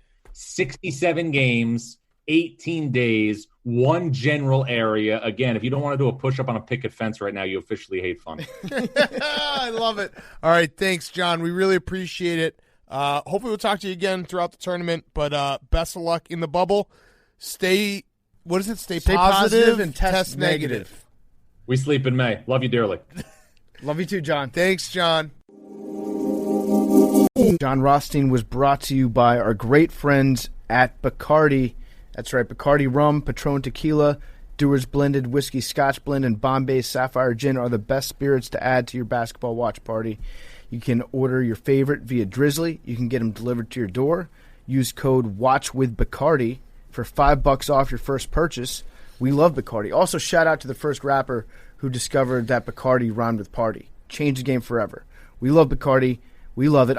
You know what? Nothing better than a little Bacardi and Coke to start your day. If that's your first drink of the evening, you can do a lot worse than an ice-cold Bacardi and Coke. We love Bacardi Limited. Their portfolio features some of your favorites like Bacardi Rum. They've also got that Patron Tequila. They've got Bombay Sapphire Gin, Dewar's Blended Scotch Whiskey, and so many others. It's versatile. So while you're watching your favorite game, why not step it up from the day-to-day? Skip the boring stuff in your fridge. Make yourself a refreshing cocktail. Maybe a Bombay and tonic to go with that epic matchup. Maybe a Patron Margarita to mix with basketball. The world is your oyster. Make them for yourself. Make them for your friends. And toast to your favorite team with this assortment of spirits. We love Bacardi. And again, you can get $5 off your first purchase on Drizzly if you use promo code WATCHWITHBACARDI. Watch with Bacardi. You get $5 off. Use that code. Get your $5 off your first purchase. Courtesy of Drizzly. 21 and over. New users only. Void where prohibited. And as always, drink responsibly. 2021 Bacardi. Okay, let's finish up the show. Drew Brees has retired. I'm good, by the way.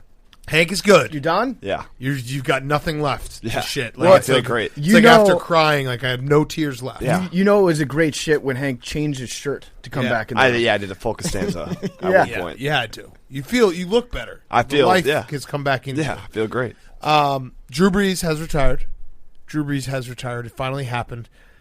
I didn't see the reaction because he basically I know he wanted to do it because it was, I think, the 20th year anniversary for when 15th year anniversary for when he came in the league or whatever it may have been. Oh, no, when he got surgery. Yeah, it was signed with the Saints. But it's kind of stupid to do it on Selection Sunday when he retired and then, boom, brackets in our hands. But was there any response about how his daughter wasn't wearing a jersey? No, I haven't seen it, but we can make that response. Okay, right yeah. now. His daughter wasn't wearing a It jersey. actually is funny at this point how much Does he Drew do it on Brees purpose? Negs his daughter Because in when public. it first happened, like the very first time that he was like throwing passes to his sons, Yeah. and then his daughter was standing next to him, there were like, I don't know, 5 or 10 people that got upset about it, and it was funny to laugh at those people. But in every other series of footage that I've seen of Drew Brees like playing with his kids, Yeah. his daughter is actually like never included in the Never. catch games. Never. It's so, Justice for little Miss Breeze. it's so fucking funny. So yeah, he's done. I think we all expected that. Yeah. The hair gave me pause, but the hair can be explained away as like a Jason Witten, Brian Urlacher glow up. Yep, and I think the biggest loser in all of this is myself. Not to make it about myself, Drew Brees' retirement, but I am going to miss being right about Drew Brees being washed up and having Saints fans be angry at me when he like beats the Panthers and he has like an 80% completion percentage, and everyone's like, no, he's not washed up. But Hall of Famer, incredible career, probably played a year or two too long, but that's okay. It's also funny how his retirement announcement kind of got a little cucked by the Taysom Hill contract. Yeah. So Taysom Hill got the greatest extension of all time, 4 years, $140 million, Big Cat. We should just stop there. We should Yeah. not explain it. Just So- be like, that's it. That's the contract. $35 million per touchdown pass that Taysom Hill has ever thrown. This is Shefty's masterpiece. And by masterpiece, I mean Shefty's masterpiece of bowing down to the agents and tweeting whatever they ask him to tweet.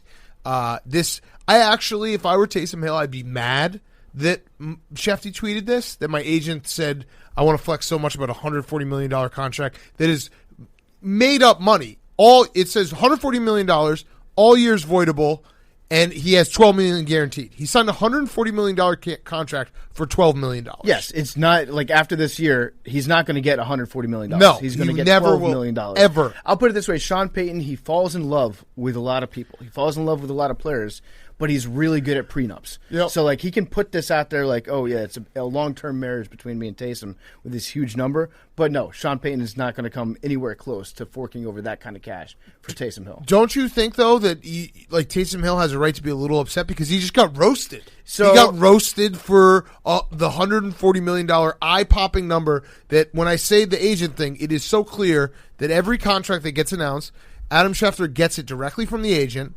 It is ridiculous numbers, and none of it is real because every single contract in the NFL is like the same, where it's this guy signed for 5 years, $175 million, but if you really want to strip it down, it's a 2-year deal for like 45. And this is the ultimate example of that because it is a 1-year deal. Like you don't need any of these numbers involved. Now, None. if Adam Schefter, he could have gone one of two ways, and I would be okay if I was Taysom Hill. He could have really what he should have done is just tweet 4 years, $140 million, and then let everybody else figure it out after the fact. Just so that, because in the tweet that he put out, it said like the rest of the money after like the first year is not guaranteed and easily voidable. Just don't put that in there. Either tweet out what the 1-year contract is, or just let me figure out on my own that Sean Payton's not actually giving him 4 years, $140 million, because at least for a couple hours, I might actually think that Sean Payton loves Taysom Hill Right. enough to pay him $140 million. Right. So Drew Brees got cucked by Selection Sunday, and by that, he is a Hall of Famer. He's a first ballot Hall of Famer.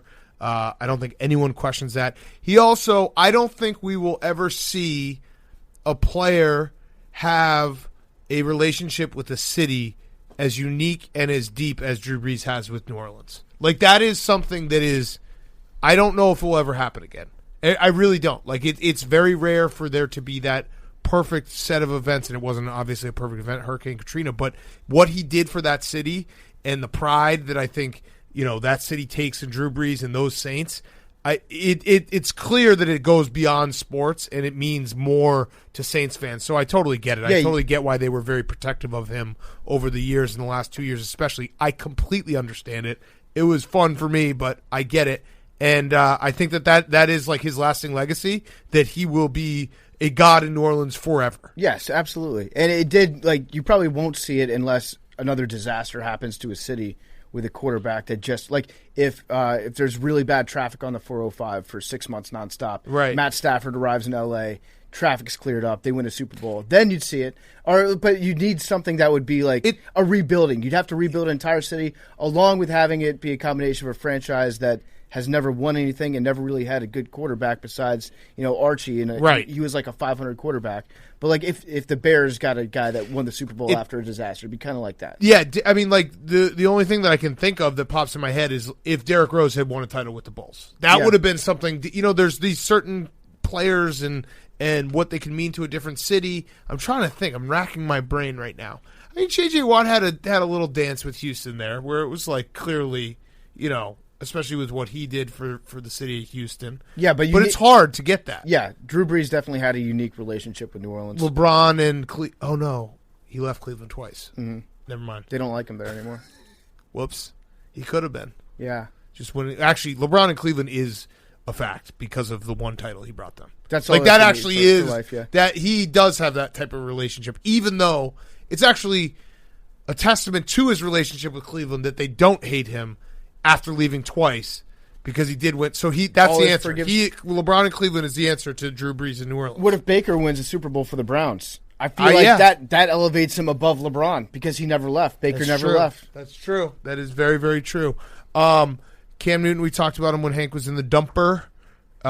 Feeling okay? No. They have to get someone else, right?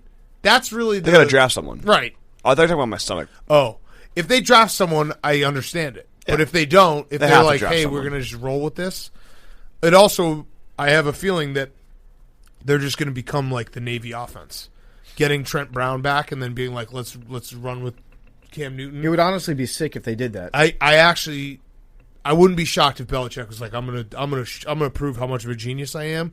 We're bringing back the triple option. We're going to run the ball 60 times in a game. He's going to adopt our philosophy of downfield laterals and the triple option. Yeah. Mitch seems like he's gone. Sad, officially. Not official, but close to official. It's not necessarily official because I read the story about him, and they said the ship has sailed, but the door is still open. So they're mixing their metaphors a little bit. It's a drawbridge, I guess, yeah, and so it can turn around a little bit. So I don't know if Nick Foles looks like he sucks enough when they pass him in the hallway, they'll be like, you know what, maybe roll the dice on Mitch for another year. Yes, and then the Packers signed Aaron Jones to a new deal, so that was smart. They last year drafted a new quarterback and a new running back, and they're about to give money to a running back and a quarterback, not the guys they drafted. Yeah, wow, they're just doubling up on every position. As an owner, I don't hate it. You get they are doubling up on every position. Yeah, but that's fine. You get the new guys in to learn from the old guys. Yeah, I guess so. What were you going to say, Billy? Juice got re-upped. Did they? Yeah. Really? That's the most important signing they could make in their offense. Nice. That is sick. Revolutionary fullback. Yeah, so, Billy, should we talk about Billygate? Oh, yeah. About Billygate? A lot of false accusations. No, it's not false accusations. Total false accusations. Friend of the program and pothead Chris Long said that Billy reported his burner. Basically, for saying that you were dehydrated, or I hope you get dehydrated. Let PFT explain. Yeah, so while Billy was busy looking futilely for my burner account, Chris Long, friend of the program, I guess he texted me in Big Cat and said, I've had a burner account going for a while. It's been sitting on the sidelines. He's been wanting to put it into action, but he's never really had the opportunity to do it. It's like that one ingredient in your cupboard that you look at every day. You're like, maybe I'll cook with this hot sauce today, and you never do. And so he finally started using it, replied to one of Billy's tweets, and said, I hope you get dehydrated. Kind of hypocritical coming from Mr. Waterboy himself. And then his tweet got reported to Twitter.com suspiciously right after chirping Billy. So we're just connecting the dots, Billy. We're not conspiracy theorists, but connecting the dots and reading the tea leaves, it sounds like you harassed Chris Long's burner for harassing you. I would just like to state my case. I am not in the biz. Like, look, if you look at any of my tweets, you have seen over the last months, soy boy, frog fucker, chicken fucker. Yeah, these are all my replies. Like, terrible things that I tolerate, I don't report, okay, fine, whatever. And lately, because of this burner... We can't report them if they're true. This burner business, I've been, fighting armies of burners every morning on Twitter. I wake up and I say, let's go, about to hop back in, and I just taken on burner after burner. Yeah, I have never. Take them out. I do not report them. Yeah, I do not report them. Billy, you just said that you're Billy fighting softball. them. How do you fight? I fight them by existing. Someone on Instagram said that. Okay, you cannot call me soft. Wait, Billy softball. Let's report that person. No, I didn't report any of these people. The thing is, So Billy, what people PFT, won't mention PFT, let is me that throw the this in tweet. there. All right, let me throw this in there. Before you got here today, Billy tried to tell Hank and I that the tweet got reported because it said they wanted Billy to die, to get It's dehydrated the original- and die. Yes. I went and found the automatically original. Twitter. He was saying Twitter automatically. I don't even deleted know it. what the And tweet then I went and is. found So how Chris, could I Chris report Long it? had texted it to me. All it said was, "I hope you get dehydrated." Yeah. Nothing about dying. So it's very clear, and I know Billy well enough now. No. When Billy is cornered, You don't he know just me. starts making up lies. You don't know me. Yeah, I do. No, you don't. Your brain's not that hard to figure out. You're a smart kid, but you're also really bad at lying. So you thought this was like the best lie ever, and then we debunked it, and then you just started panicking. I did not do it. Billy, Full stop. are you dehydrated? Yeah, because I was taking too much creatine. Okay, so it sounds like you were sensitive. It was I like wasn't. it cut too close to the bone. I was mixing creatine with my mac and cheese to see if it was like a good way to get more creatine. Yeah, and so if somebody says, "I hope you get dehydrated," while you're doing that, you probably get very offended by it, don't Look, you? I have no idea who reported it. Probably Twitter bots, and people have been talking about this. You're blaming Jack for this. Yeah, Jack's been Section reporting. 230. Look, Implement if Section you 230. tweet Memphis, you get blocked too. I saw that on a tweet. Yeah. But yeah, so basically it got reported because it was wishing harm on other people. That's why it got clocked. What? That's one of the ways it gets clocked. Dehydration. So if you tweet, "I question want is, you though, to Billy, die," who it reported automatically it? gets Who flagged. would The have robots, bro. the bots, we're blaming the the robots. bots, dude. I I'm hope not you gonna- get dehydrated. That's Dude, that's people say the worst bots- things to me on Twitch and on Twitter. Like, this is nothing. Saying dehydrated Okay. is nothing. There's so much more worse stuff. Let's do an experiment. You just never thought there was no chance that you thought that this burner was going to I somehow have be no Chris Long's idea. and somehow come back to you. I was not. I'm Exactly. not. I'm not in the business of reporting burners at all. Except you did it like a week ago. Yeah, but that was a different situation. Oh, okay. I just want to say to everyone out there, 26. tired burner accounts, wired burner people. Youngstown Bob is my burner person. He's a legitimate, real human being, and I've taken control of his Twitter account. So if you see tweets from there, they're most likely from me, but they're also Bob. He's a real person. So Old Hat is like being like, "Oh, that's your burner." Like, I literally have a burner person. He exists. I've got a burner in all facets of my life. Yeah. I've got a burner gambling account that I tell myself isn't real, so when I lose money on it, don't have to pay. Mm-hmm. I'll never burn again. Mm-hmm. You'll never Learn my burn lesson. again? No. Okay. All right, let's do numbers. 26. 32. 8. 18. 99. Then just 37. Bald eagles mate in a free fall That's while fucking grasping talons, It's badass. and they go towards the ground, not flying, and then they 21. literally have to pull out and pull up. When Hank they and die. PFT, do you The feel ultimate like rush. lesser of men? No, because I'm due. Yeah, but No one yeah, got I it. mean, I yeah. Love you guys.